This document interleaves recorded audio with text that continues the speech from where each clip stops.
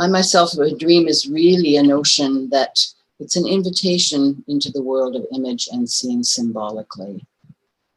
So when I say I myself am a dream, suddenly I'm in a different space. Suddenly I'm allowing myself to possibly be in a dreaming space of seeing and realizing myself dreaming, a symbolic space. And when we're in this dreaming process, even though we're waking, in a sense, we're going down into our mythological roots. We're accessing a different level of experience than in our consensus reality. And so I enter an alternate realm beyond the literal and into the symbolic. So I'm inviting you all today to do that with each other today. And let me just offer this. So more mythopoetically speaking, it's like stepping through the doorway into the imaginal, to the light that illuminates images from within its own blackness, like the black sun. Seeing myself as a dreaming process is a new and ancient way of seeing. And I'd like to propose that we're dreaming all the time. I'd like to invite you to simply respond to the image. See where your eyes wander in and through the drawing. The eyes naturally move into the image and scan it. See where your eyes go. See what you might be curious about. What draws you in. Where you return. And notice the feeling in your body while you're doing this. Taking a few moments. And then I invite you to just simply make a mark on one of your pieces of paper. Could be a color, a shape, just simply a line. It doesn't need to mean anything specific. Just a mark in response to the image. Something that comes through your dreaming process.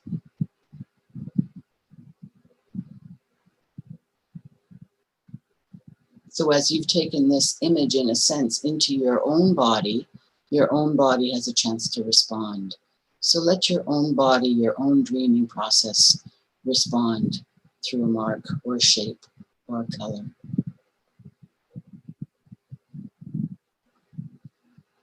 And then I invite you to jot down a word or two on your, what I call a word catcher. So you have one piece of paper for the marks and another piece of paper called a word catcher. So these are the dreaming responses. A mark and a word or two. So this notion of going down into our mythological roots, where we're all dreaming together, as we engage our personal and collective narrative, our myth, as if it and we are dreaming processes, we may gain entry to different ways of being in the world and within ourselves. As we enter this more symbolic or poetic immersion into lived experiences, we move into the mythological and archetypal strata of humanity. Again, see where your eye travels into the image and into the notions presented here, how your body responds, what arises for you, what thoughts. Allow the image and the notion to come right into you and have its effect. What would it be like to be this tree?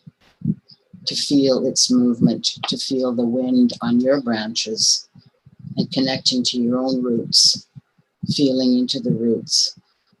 What happens when you become the tree and your body feeling what this tree feels like right now?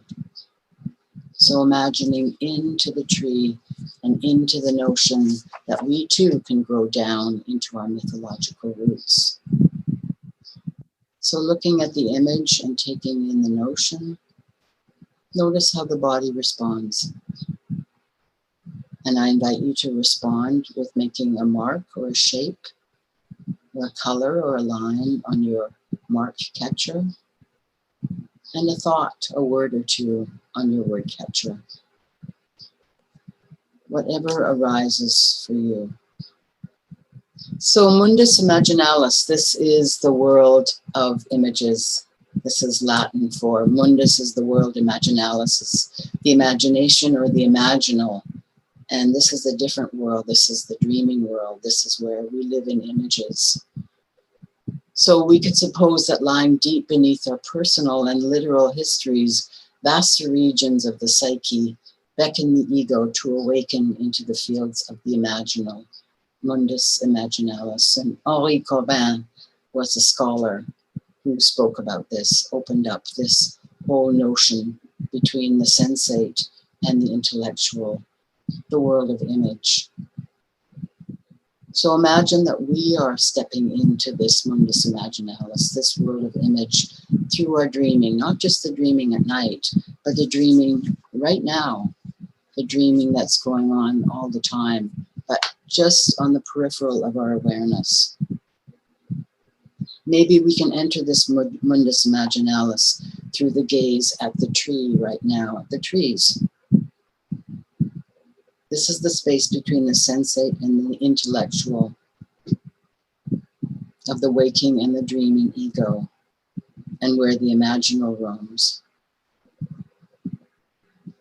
So here's a chance again to take in this notion, this sense of mundus imaginalis, the world of image, and the image itself here of the trees and the reflections, and take this into your own body.